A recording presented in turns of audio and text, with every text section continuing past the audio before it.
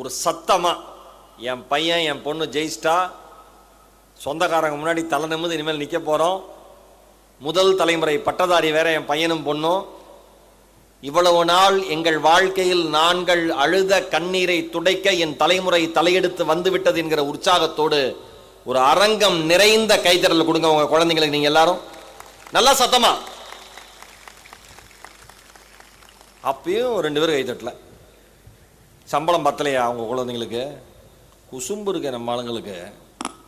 உடனே பெற்றோர்கள் என்ன பண்ணுவாங்கன்னா, பக்கத்தில் இருக்கிற பெற்றோர்கள்ட்ட கேட்பாங்க, ஏங்க உங்க பையனுக்கு எவ்வளவு சேலரி? அவனுக்கு வருஷத்துக்கு இவ்வளவுங்க. நம்ம பையனுக்கு 2 லட்சம் கம்மியா இருக்குங்க. ஒன்னே ஒன்று சொல்றேன், இது அவங்களுக்கு ஒரு நுழைவாயில், என்ட்ரி பாயிண்ட் தான். கரெக்டான விஷயம் சார், இது ஒரு நுழைவாயில், என்ட்ரி பாயிண்ட், அவ்வளவுதான். நுழைஞ்சதுக்கே இவ்வளவு சம்பளம், இவ்வளவு லட்சங்கள் அப்படின்னா, இன்னும் சில வருடங்களில் மிக மிக சிறப்பான மனிதர்களாக உங்கள் குழந்தைகள் வாழப் போகிறார்கள். கவலையே படாதீங்க. இன்னொரு முக்கியமான விஷயம், உங்கள் குழந்தையினுடைய திறமையை, உங்கள் மகனினுடைய திறமையை, உங்கள் மகளினுடைய திறமையை ஒருபோதும் அடுத்தவர்களோடு ஒப்பிட்டு பேசவே பேசாதீர்கள். என்னுடைய தாழ்மையான வேண்டுகோள் இதுதான். யாரோடையும் ஒப்பிட்டு பேசாதீங்க. ஒவ்வொரு பூவுக்கும் இந்த உலகத்துல ஒவ்வொரு இண்டிவிஜுவாலிட்டி, தனித்துவம் இருக்கு. ரொம்ப அழகா கவி பேரரசு வைரமுத்து சொல்லுவார், ஒப்பிட்டு ஒப்பிட்டே ஓரமாய் போனவர்கள் இந்தியர்கள். ஒப்பிட்டு ஒப்பிட்டே ஓரமாய் போனவர்கள் இந்தியர்கள்.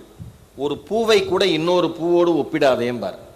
நாம தான் கம்பேர் பண்ணிக்கிட்டே இருப்போம். அதனால கம்பேரே பண்ண வேண்டாம். எல்லாருமே மிக மிக சிறப்பா வரப்போறாங்க. பிளேஸ்மெண்ட்டே ஆகல, எனக்கு இந்த வருஷத்துல எனக்கு வேலை கிடைக்கல அப்படின்னு இருக்கிறவங்களும் கவலைப்படாதீங்க. வாழ்க்கை மிக அழகான ஒரு விஷயத்தை உங்களுக்காக கைகளில் வைத்து காத்திருக்கிறது என்ற அர்த்தம். வருத்தம் மட்டும் பற்றாதீங்க. என்னுடைய அன்பான வேண்டுகோள் இங்க இருக்கிற அத்தனை பேருக்கும். நம்ம காலேஜ் டே, நம்ம ஊர் வேற, ஒரு மெட்ரோ சிட்டிஸ்ல இருக்கிற, ஆனால் ஆடியோ கரெக்டாக இருக்குது, இதுக்கு மேலே வால்யூம் ஏற்ற வேண்டாம், கை எடுத்துட்டு அப்படியே ஃப்ரீயாக உட்காந்துருங்க. தேங்க்யூ. காலேஜ் டே நம்ம காலேஜ் வேற, நம்ம ஊர் வேற, நம்ம மக்கள். ஒரு மெட்ரோ சிட்டிஸில் இருக்கிற நம்ம இன்ஜினியரிங் காலேஜில் நாம் போய் பேசுறதுக்கும், இந்த மாதிரி ஊர் பக்கம் இருக்கிற மெட்ரோ சிட்டிஸில் இருக்கிற இன்ஜினியரிங் காலேஜுக்கு இணையான இன்ஃப்ராஸ்ட்ரக்சரும் மாணவர்கள் மேலே அக்கறையும், எப்படியாவது நம்ம ஊர் பசங்களை மேலே கொண்டு வரணுங்கிற எண்ணமும் இருக்கிற இந்த கல்லூரியில் பேசுறத நான் மிகப்பெரிய மகிழ்வாகவும் கௌரவமாகவும் கருதுகிறேன். ஏன் அப்படின்னா, நம்ம கிராமத்துல தெருவில் இருந்து ஒருத்தன் வேலைக்கு போயிட்டான் அப்படின்னா, இன்னைக்கு உயர்கல்வி படிக்க போறவங்களுடைய எண்ணிக்கை மிக மிக குறைவு. படிக்கிறப்பே நமக்கு தெரியும், நம்ம கூட 5வது வரைக்கும் படிச்சவன் 6வது காணாம போயிருப்பான், 10வது வரைக்கும் படிச்சவன் 11வது காணாம போயிருப்பான், 12வது வரைக்கும் படிச்சவன் காலேஜ்ல காணாம போயிருப்பான். இவங்கெல்லாம் எங்கடா போனாங்க? நல்லா படிக்கிற பையன் தான், பொருளாதார சூழல்ல அவன் வாழ்க்கையில காணாம போயிருப்பான். ஆனா இதெல்லாம் தாண்டி நம்ம அம்மா அப்பா கையை பிடிச்சு அவங்க வாழ்க்கையை அவங்களே சாக்ரிஃபைஸ் பண்ணிக்கிட்டு, முழுக்க முழுக்க என் குழந்தைங்க நல்லா இருந்தா போதுன்னு தன்னுடைய உடலையும் உயிரையும் அர்ப்பணிச்சுக்கிட்டு, உங்க வாழ்க்கைக்காக அர்ப்பணிச்சுக்கிட்டு வளர்த்து எடுத்தவர்கள் நீங்கள். என்ன பொறுத்த வரைக்கும், ஒரு நல்ல படித்த குடும்பத்தில் இருக்கிற ஒரு பையன் பெரானம், நம்ம கார்பரேட்டோடைய சொல்லாடல் படி ஒரு வருடத்திற்கான சம்பளம் அவன் 10 லட்சமோ 5 லட்சமோ 20 லட்சமோ 6 லட்சமோ வாங்குறான். கவலை இல்லைன்னு வச்சுங்க, எப்படி வேணா இருக்கட்டும். ஆல்ரெடி அவங்க குடும்பத்தில் ஒரு 4-5 கிராஜுவேட்ஸ் இருப்பாங்க, ஆல்ரெடி அவங்க சம்பாதிச்சுட்டு இருப்பாங்க, அதெல்லாம் ஓகே. ஆனா கிராமத்துல, நான் தான் இன்ஜினியரிங் காலேஜுக்கே போற முதல் பையன், நான் தான் இன்ஜினியரிங் காலேஜுக்குள்ளேயே போற முதல் பொண்ணுன்னு வரவங்களுக்கு என்ன தெரியுமா மிகப்பெரிய பொறுப்பு இருக்கிறது? அடுத்தடுத்த தலைமுறைகளுடைய வழிகாட்டி நீங்கள் மட்டும்தான். உங்க கிராமத்திலிருந்து கிளம்பி போய் நீங்க சென்னையிலயோ பெங்களூர்லயோ ஏதாவது ஒரு நகரத்திலயோ வேலை பார்க்க தோங்குறப்ப, எங்க கிராமத்துல இருந்து ஒரு அக்கா முதல்ல போச்சு, எங்க கிராமத்துல இருந்து ஒரு அண்ணன் முதல்ல போனாரு, நானும் அந்த மாதிரி போகிறதுக்கு ஆசைப்படுறேன்னு அடுத்தடுத்த தலைமுறைகள் வரும். ஒரு தலைமுறைக்கே வழிகாட்டிய பெருமை உங்களையும் உங்கள் குடும்பத்தையும் வந்து சேரும். அதற்காக என்னுடைய மனம் நிறைந்த வாழ்த்துக்கள் இருக்கிற அத்தனை பேருக்குமே. வாழ்க்கை எப்பயுமே யாருக்குமே சாதாரணமா அமைஞ்சிறது கிடையாது. மரியாதைக்குரிய சிறப்பு விருந்தினர் விஸ்வநாதன் வெங்கட்ராமன் அவர்கள் ரொம்ப அழகா ஒரு விஷயம் சொன்னார். சின்ன வயசுல நான் எப்படி இருந்தேன்னு தெரியாது, ஆனா வளர வளர நான் மிகப்பெரிய ஒழுக்கத்தை கற்றுக்கொண்டேன், இன்னைக்கு வரைக்கும் அதை ஃபாலோ பண்றேன், அதனாலதான் இந்த உயரம்னார். உண்மை. அந்த ஒழுக்கம் மட்டும்தான். எந்த வேலையை செய்யறோமோ அந்த வேலையில மூழ்கி போகணும். எந்த வேலையை செய்யறோமோ அந்த வேலையில மூழ்கி போகணும். நான் சேர்மேன் சார்ட்ட கேட்டேன், ராமகிருஷ்ணன் கேட்டேன், ஏன்னா அடுத்தடுத்த கல்லூரிகள் துவங்குற எண்ணம் இல்லையான்னு கேட்டேன். அதற்கு ரொம்ப அழகா ஒரு பதில் சொன்னாரு. மகேஷ், இப்ப இருக்கிற 2 காலேஜ்லயே நம்ம பண்ண வேண்டியதுக்கு அவ்வளவு விஷயம் இருக்கு. நம்ம இன்னும் நிறைய பண்ணிட்டே இருக்கணும். பசங்களுக்கு இன்னும் நிறைய கொடுக்கணும், அவங்க நல்லா வரணும்னாரு. மிக அழகான வார்த்தைகள், மிக மிக அழகான வார்த்தைகள். நாம செய்யற வேலையில நாம மூழ்கினா மட்டும்தான் அந்த வேலையில நாம முத்துன்னு சில விஷயத்தை எடுக்க முடியும். இது வரைக்கும் வாழ்க்கையில உலகத்துல ஜெயிச்ச அத்தனை பேருமே வேலையில மூழ்கினவங்க மட்டும்தான் வெளியில தெரிஞ்சிருக்காங்க. நல்ல அந்த வாக்கியத்தை மனசுல ஆழத்துல போட்டு வச்சுக்கோங்க. எந்த மனிதன் தான் செய்கிற வேலையில் மூழ்குகிறானோ அந்த மனிதனைத்தான் வரலாறு வெளியில் எடுத்து காண்பித்திருக்கிறது. இதுதான் நிதர்சனமான உண்மை. ஒரு மனுஷன் இடுப்பு எலும்பு உடைஞ்சு போயிருக்கு, முகமே சின்னாபின்னமா இருக்கு, காப்பீட்டு நிறுவனங்கள் எல்லாம் இனிமேல் உன் உடம்புல அடிபடுறதுக்கு ஒண்ணுமே இல்லடா, எங்களால இன்சூரன்ஸ் பணத்தை தரவே முடியாதுறான்னு கையெடுத்து கும்பிடுற அளவுக்கு அந்த ஆள் இருந்தார். ஒரு முறை மண்டை ஓட்டுல அடிபட்டு ஓட்டை ஆகி 8 மணி நேரம் அறுவை சிகிச்சைக்கு அப்புறம் அவர் மீண்டு வந்தார். எவ்வளவுங்க? 8 மணி நேரம் அறுவை சிகிச்சைக்கு அப்புறம், ஆபரேஷனுக்கு அப்புறம் ஐசியூல இருந்துட்டு அவர் மீண்டு வந்தார். வெளியில வந்ததுக்கு அப்புறம் விழுந்த மண்டையோட்டினுடைய ஓட்டையை செயற்கை பூச்சியின் மூலமாக சரி செய்து கொண்டு மீண்டும் அந்த மனிதன் படப்பிடிப்பு தளத்திற்கு வந்து நின்ற பொழுது சுற்றி இருக்கிற அத்தனை தொழில்நுட்ப கலைஞர்களும் இளைய நடிகர்களும் நெஞ்சடைத்து போனார்கள். அந்த இளைஞனுடைய பெயர், அந்த மனிதனுடைய பெயர் ஜாக்கி ஜான். இன்னைக்கு ஜாக்கி ஜானுடைய படங்களை பார்த்து நம்ம கொண்டாடி இருப்போம். அவருடைய நகைச்சுவை ததும்பும் காட்சிகளை பார்த்து செலிப்ரேட் பண்ணியிருப்போம்.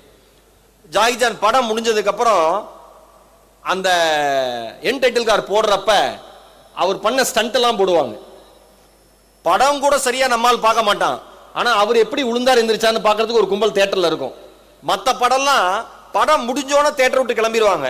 இல்ல இதுதான் கிளைமேக்ஸ், இனிமேல் சுபம் அப்படின்னு தெரிஞ்சுன்னா தியேட்டர் விட்டு பாதி பேர் போயிடுவான். ஆனா ஜாக்கி ஜான் படத்துக்கு மட்டும்தான் வெயிட் பண்ணி எல்லாரும் பார்ப்பாங்க. ஏன்? ஸ்டெண்ட் காட்சியில இருந்தாலும் என்னென்னலாம் பண்ணியிருக்காருன்னு பார்க்கறதுக்கு தயாரா இருப்பாங்க. ஆனா ஒரு விஷயம் சொல்லவா உங்களுக்கு, டிராகன் லார்ட்னு ஒரு படம், அதுல ஜியான்ஜி கேம் பத்தி ஒரு ஷாட், ஒரு காட்சி எடுக்கிறாரு.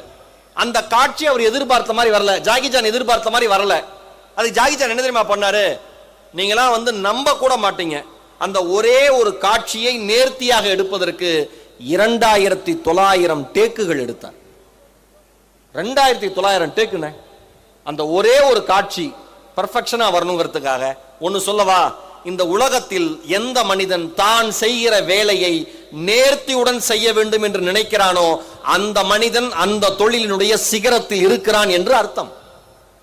நேர்த்தி தான், பர்ஃபெக்ஷன் தான், டெடிகேஷன் தான்.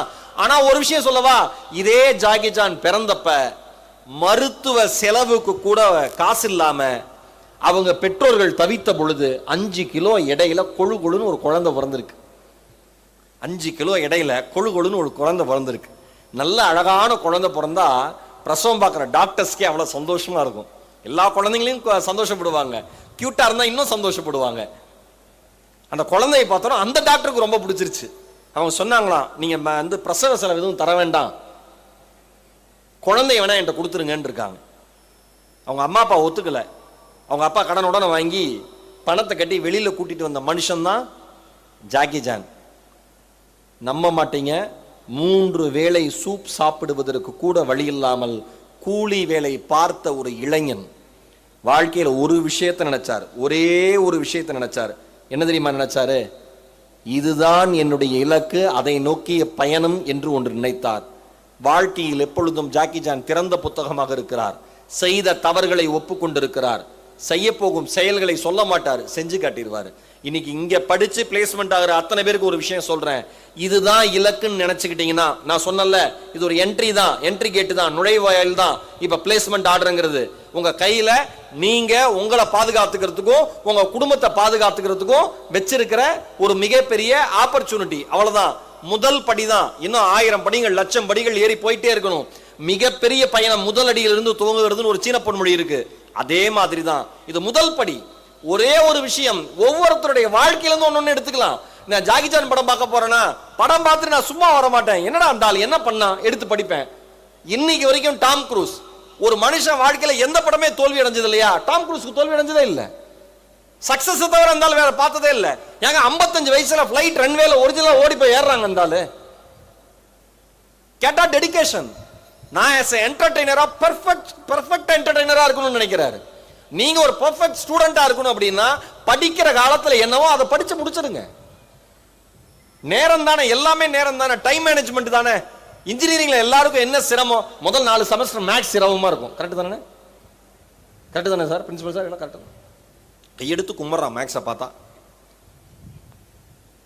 வரப்ப சொல்றான், ஃபர்ஸ்ட் இயர் படிக்கிறப்பே சொல்றான், கவர்மெண்ட் ரூல் மாதிரி ஒரு செமஸ்டரோட முடிச்சிட மாட்டாங்களாங்கிறான்.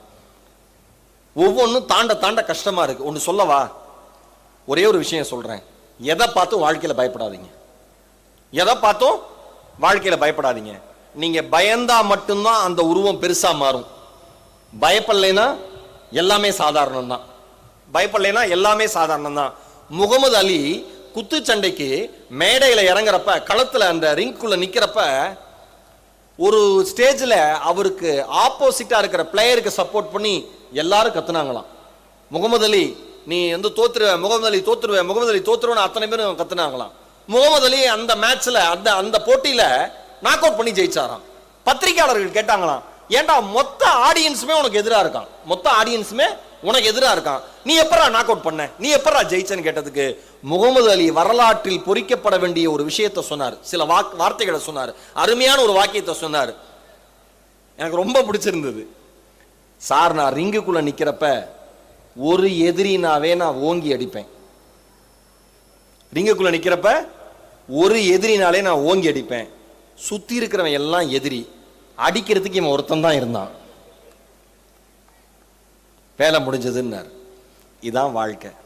யாரெல்லாம் உங்களை விமர்சனம் செய்கிறார்களோ, யாரெல்லாம் உங்களை அவமானப்படுத்துகிறார்களோ, யாரெல்லாம் கேலி கிண்டலுக்கு உங்களை உள்ளாக்குகிறார்களோ, யாரெல்லாம் நீ படித்து என்ன செய்ய போகிறாய் என்ற கேள்வியை உங்கள் முன் வைத்தார்களோ, யாரெல்லாம் இந்த குடும்பத்தில் பிறந்தவன் நீ, இந்த இனத்தில் பிறந்தவன் நீ, உனக்கு இது அதிகமா இல்லையா என்ற வார்த்தைகளை வீசினார்களோ, அவர்களுக்கு முன்னால் வாழ்ந்து காண்பிப்பது மாதிரி ஒரு மாபெரும் வெற்றி இந்த வாழ்க்கையில் வேறு எதுவுமே கிடையாது.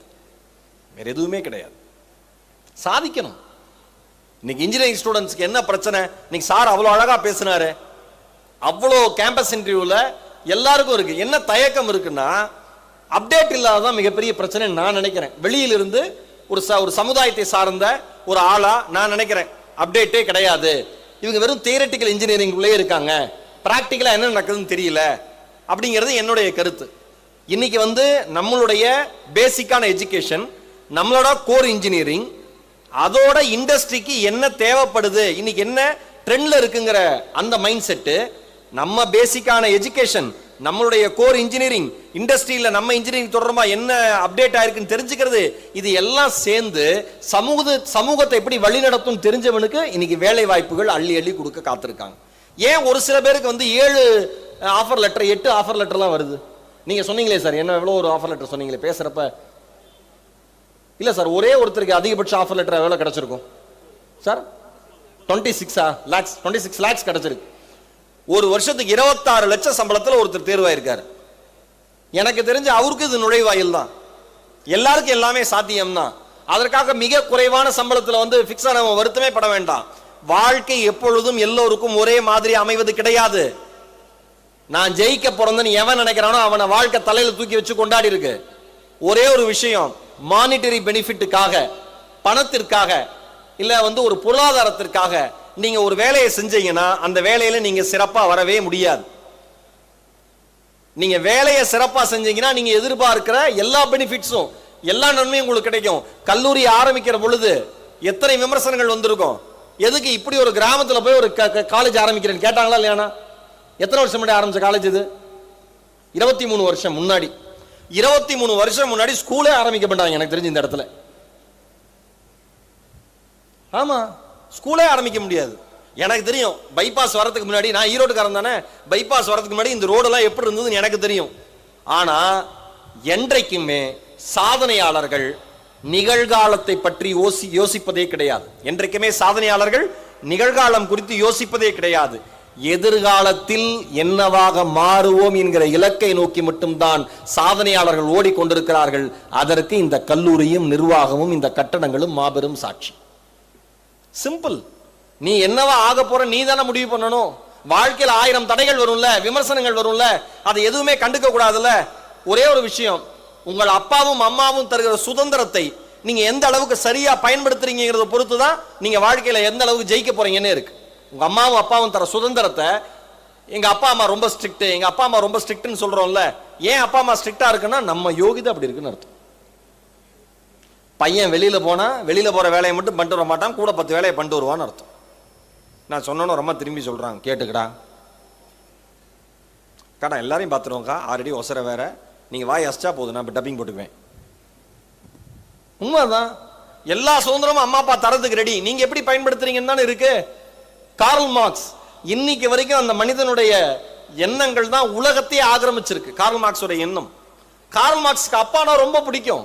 ஒரு விஷயம் சொல்லவா, கார்ல் மார்க்ஸ் இறக்கிற வரை அவருடைய அப்பாவினுடைய புகைப்படத்தை அவர் வச்சிருந்தார், தன்னுடைய சட்டை பையிலே வச்சிருந்தார், தன் கூடவே வச்சிருந்தார் அப்பாவோட போட்டோவை. கார்ல் மார்க்ஸ்க்கு அப்பானா அவ்வளவு பிரியம். காரணம் அவ்வளவு பெரிய சுதந்திரம். டே என்ன வேணா பண்றா, நீ என்ன வேணா பண்றா, எது பண்ணாலும் நான் சரியா மட்டும் பண்ணு. யோசிச்சு பாருங்க, கார்ல் மார்க்ஸுடைய வாழ்க்கையில வராத கஷ்டமா? இன்னைக்கு உலகம் முழுக்க கார்ல் மார்க்ஸ் ஒரு குரல் ஒழிச்சுக்கிட்டே இருக்கு. என்ன காரணம்? வாழ்க்கையில் அவ்வளவு சிரமங்கள் இருந்தாலும் எது தன்னுடைய இலக்கோ அதை நோக்கி கார்ல் மார்க்ஸ் பயணம் பண்ணாரு. சார் சாதாரண விஷயம் இல்ல சார். ரஷ்ய அரசாங்கம் அவரை நாடு கடத்தியது. இவர் சிந்தனை முழுக்க முழுக்க பிரச்சனை மிகுந்ததுன்னு பிரான்ஸ் அரசு ஒரு நாளுக்குள்ள இந்த ஊரை விட்டு ஓடி போயிடுறானுச்சு. பெல்ஜியம் போனா அங்க இதுக்கு மேல பிரச்சனை, எல்லா இடத்துலயும் பிரச்சனை. ஏன்? ஒரு மனுஷன் சரியா யோசிச்சா அவனுக்கு பிரச்சனை வரதான் செய்யும். ஒரு மனுஷன் சரியா பேசினா அவனுக்கு பிரச்சனை வரதான் செய்யும். ஒரு மனுஷன் சரியா நடந்துகிட்டா பிரச்சனை வரதான் செய்யும்.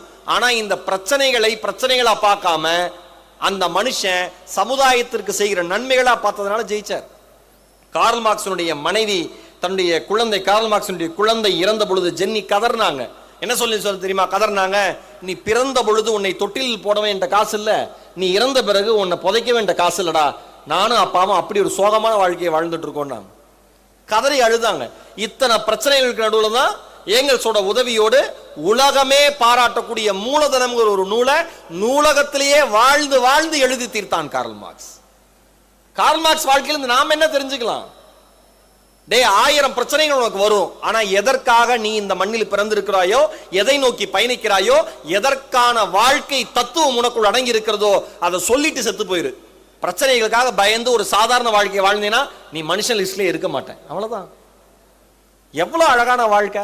ஏங்க இன்னைக்கு ஜோஹோ சாருக்கு தெரியும், ஜோஹோனாவே ஓஹோங்கிறான் எல்லாம். ரொம்ப நாள் கழிச்சு சுந்தர் பிச்சை பேருக்கு அப்புறம் ஸ்ரீதர் வேம்புன்னு ஒரு மனிதனுடைய பெயர் வந்ததுல ஒரு தமிழனா நான் சந்தோஷப்படுறேன் சார். ஒரு தமிழனா நான் சந்தோஷப்படுறேன். ஸ்ரீதர் வேம்பு ஜோஹோ அப்படின்னா சந்தோஷமா இருக்கு. மிக மிக சாதாரணமா தஞ்சாவூர் பக்கத்துல உமையாள்புரம்னு ஒரு ஊர்ல கிராமத்துல பிறந்த ஒரு மனுஷன். நடுத்தர குடும்பம். அப்பா சென்னை உயர்நீதிமன்றத்தில் சாதாரண ஒரு அலுவலர் வேலை. இப்படி ஒரு நடுத்தர குடும்பத்தில் பிறந்த ஒரு மனுஷன். இங்க இருக்கிற எல்லாருக்கும் சொல்றேன், நிறைய பேர் 12th வரைக்கும் கவர்மெண்ட் ஸ்கூல்ல படிச்சிருப்பீங்க, இல்ல தமிழ் வழி கல்வியில படிச்சிருப்பீங்க. 10வது வரைக்கும் ஸ்ரீதர் வேம்பு அவர்கள் படிச்சது கவர்மெண்ட் ஸ்கூல் தான், அரசு பள்ளி கல்வி தான், தமிழ் வழி கல்வி தான். தன்னை வளர்த்துக்கிட்டாரு, என்ன தேவையோ அதை நோக்கி பயணம் பண்ணாரு. இன்னைக்கு ஒரு தமிழரா நம்ம எதுக்கு தெரியுமா பெருமைப்படலாம்? கூகுளா இருக்கட்டும், ஆரக்கிளா இருக்கட்டும், மைக்ரோசாப்டா இருக்கட்டும், இந்த மிகப்பெரிய முதலைகளுக்கெல்லாம் ஒரு தமிழ்நாட்டை சேர்ந்த நிறுவனர் நடத்துகிற நிறுவனம் சவாலாக இருக்கிறது என்பதில் தமிழர்களாகிய நாம் மாறுதட்டி கொள்ளலாம். கிங்கடா நம்ம தமிழர்கள்னு. சேல்ஸ் போர்ஸ் அதை வாங்க ரொம்ப ட்ரை பண்ணுச்சு. எப்படியாவது ஜோகோவை தூக்கிடணும் அப்படின்ட்டு சேல்ஸ் போர்ஸ் அவ்வளோ ட்ரை பண்ணுச்சு. ஏன்? அவன் $65 வித்த சாஃப்ட்வேரை வெறும் $10 நம்மால் கொடுத்தாரு. வெறும் $10 கொடுத்தாரு. என்னடா பண்றீங்க, சேர்ந்துருங்கடான்னாரு. ரொம்ப அழகா ஒரு பேட்டியில ஸ்ரீதர் வேம்பு அவர்கள் சொல்லியிருந்தாரு, நாங்க நடுவில் ஒரு கிரைசிஸ் எல்லாம் வந்தப்ப, பொருளாதார ஏற்றத்தாழ்வுகள் வந்தப்ப கம்பெனி வித்தரலாம் நாங்கெல்லாம் முடிவு பண்ணி பேசணும். நாங்க நினைச்ச விலைக்கு மேல எங்க கம்பெனியை விலை கேட்டாங்க. நாங்க நினைச்ச விலைக்கு மேல எங்க கம்பெனியை விலை கேட்டாங்க. அப்பதான் புரிஞ்சுது நம்மளுடைய வேல்யூ, என்னோட மதிப்பு எனக்கு தெரியல, எவனோ ஒருத்தர் சொல்லி தெரியுது. எவனோ ஒருத்தனுக்கு தெரிஞ்ச மதிப்பை நான் பயன்படுத்திக்கலைன்னா நான் சாதாரண ஆளா மாறிடுவேன். இனிமேல் கம்பெனியை விற்கிறதா ஐடியாலே இல்லை, என்ன ஆனாலும் பார்த்துக்கலாம் நினைச்ச ஒரே ஒரு காரணத்துக்காக தான் இன்றைக்கு ஜோகோ நிறுவனத்தை உலகம் முழுக்க இருக்கிற மென்பொருள் நிறுவனங்கள் உற்று பார்த்து கொண்டே இருக்கிறது. விஷயம் அதோட முடியலைங்க. தென்காசியில ஏழை மாணவர்களுக்கு தத்தெடுத்து 18 மாசம் பயிற்சி கொடுத்து வேலை வாங்கி கொடுக்கிறாரு. ரொம்ப அழகா சொன்னாரு. எப்படி ஒரு மனுஷனை நீங்க தேர்ந்தெடுக்கிறீங்க அப்படின்னு கேட்டப்ப ஸ்ரீதர் வேம்பு அவர்கள் ரொம்ப அழகா ஒரு ஸ்டேட்மெண்ட் கொடுத்தாரு. எந்த மனிதனிடமும் எந்த குறையையும் நான் காண்பதில்லை, எந்த மனிதனிடமும் எந்த குறையையும் நான் காண்பதில்லை, ஒவ்வொரு மனிதனுக்குள்ளும் ஒரு வலிமை இருக்கிறது, ஒரு திறமை இருக்கிறதுன்னாரு. என்ன அழகான ஸ்டேட்மெண்ட் பாருங்க. நீங்க யாருக்காவது நீங்க நினைச்ச இடம் கிடைக்கல, நான் நினைச்ச மாதிரி பிளேஸ்மெண்ட் கிடைக்கல, இல்ல இன்னும் பிளேஸ்மெண்டே கிடைக்கல அப்படின்னு நினைச்சீங்கன்னா கூட கவலையப்படாதீங்க. உங்களுக்குள்ள ஒரு வலிமை இருக்கு, உங்களுக்குள்ள ஒரு திறமை இருக்கு, நிச்சயமா நீங்க ஜெயிப்பீங்க. ப்ரூஸ்லி ரொம்ப அழகா சொன்னார். எளிமையான வாழ்க்கைக்காக இறைவனிடம் வேண்டிக் கொள்ளாதீர்கள், எளிமையான வாழ்க்கைக்காக இறைவனிடம் வேண்டிக் கொள்ளாதீர்கள், கடுமையான சூழல்களை சமாளிக்க தெரிந்த வலிமைக்காக வேண்டிக் கொள்ளுங்கள். அற்புதமான வாசகம். நம்ம எல்லாமே லைஃப் ரொம்ப ஈஸியா இருக்கணும்னு நினைக்கிறோம். எப்ப எக்ஸாம் எழுதினாலும் கொஸ்டின் பேப்பர் சிம்பிளா வரும்னு நினைக்கிறோம். எந்த இன்டர்வியூ போனாலும் கேள்வி ஈஸியா இருக்கணும்னு நினைக்கிறோம். இன்டர்வியூ முடிச்சு வெளில வந்தோனையுமே கம்பெனி ஓனர் கேட்டை திறந்தோடனே சார் இந்தாங்க என் கம்பெனிக்கு வாங்கன்னு இருக்காங்கன்னு நினைக்கிறோம். இது எதுவுமே அவ்வளவு ஈஸியா நடக்காது. எல்லாத்துக்கும் ஒரு உழைப்பு இருக்கு, எல்லாத்துக்கும் ஒரு உழைப்பு இருக்கு, நிச்சயமா வேணும். நம்மளை யாருமே வெளியில தள்ளவே முடியாதுங்கிற எண்ணம் வேணும். ஸ்ரீதர் வேம்பு ரொம்ப அழகான ஒரு ஸ்டேட்மெண்ட் கொடுத்தாரு. ஐ டோன்ட் லைக் வேர்ட் எக்ஸிட்னர். எனக்கு எக்ஸிட்ங்கிற அந்த வார்த்தை மட்டும் பிடிக்கவே பிடிக்காது.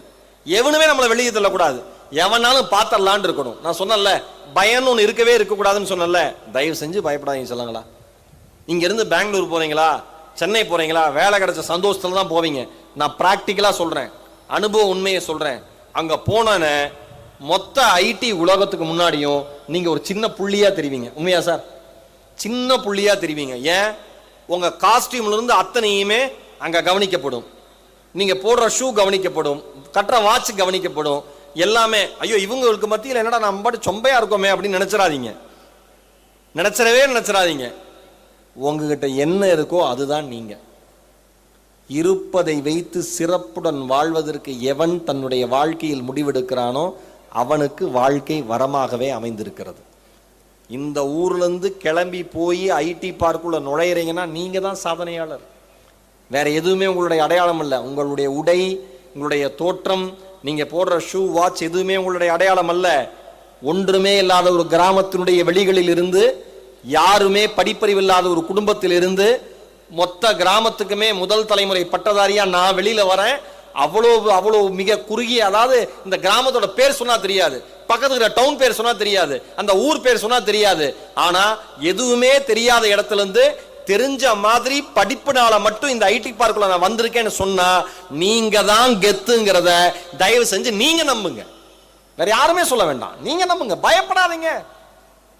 மகாபாரதத்துல ரொம்ப அழகான ஒரு கதை எனக்கு ரொம்ப பிடிக்கும். கிருஷ்ணரும் பலராமரும் காட்டு வழியா பயணம் போயிட்டு இருந்தாங்களாம். இரவு நேரம் வந்தோன்னே கிருஷ்ணரும் பலராமரும் பேசிக்கிட்டாங்களாம். நீ கொஞ்சம் நேரம் தூங்கு, ரெஸ்ட் எடு, எந்திரிச்சிரு, அப்புறம் நான் கொஞ்ச நேரம் தூங்குறேன், நீ தூங்குறப்ப நான் காவல் இருப்பேன், நான் தூங்குறப்ப நீ காவல் இரு. ஓகே. கிருஷ்ணர் தூங்கி இருக்காரு, பலராமர் காவல் இருக்காரு. ஒரு அசுரன் திடீர்னு என்ன தைரியம் இருந்தா எங்க ஊர்ல நீங்க ஸ்டே பண்ணுவீங்களா, தங்குவீங்களா அந்த காட்டுல? உன்னெல்லாம் என்ன பண்றேன் பாரு, பலராமர் எப்பேற்பட்டாலு, உன்னெல்லாம் என்ன பண்ற பாரு அப்படின்னு சொன்னோன்னு அவ்வளவு பெரிய பலராமர் பயந்துட்டாராம். சாதாரண மனுஷ உருவத்தில் இருந்த அசுரன் பெருசானானா. மறுபடியும் கொஞ்ச நேரம் கழிச்சு இன்னும் நீங்க காட்டை விட்டு கிளம்பலையா அப்படின்னு இன்னும் பயந்தோன்னு இன்னும் பெருசானானா. மூணாவது முறை டே இன்னுமா நீங்க 2 பேரும் இங்க இருக்கீங்கன்னு கிருஷ்ணா அப்படின்னு கத்திட்டு மயக்கம் போட்டு விழுந்துட்டாராம். கிருஷ்ணான்னு கத்திட்டு மயக்கம் போட்டு விழுந்துட்டாராம். கிருஷ்ணருக்கு என்னன்னு தோணுச்சான், ரொம்ப நேரம் தூங்கிட்டோம் போல இருக்கு, நம்ம டேர்ன் தாண்டி போச்சு போல இருக்கு, கத்தி விட்டு அவன் படுத்து விட்டான்ட்டு அவர் எந்திரிச்சு உட்கார்ந்து இருந்தாராம். அதே அசுரன் பெருசா வந்தானா, எங்க ஏரியால உங்களுக்கு என்னடா வேலை அப்படின்னு கேட்டவன கிருஷ்ணர் அழட்டிக்காம சொன்னாராம், யார் நீ?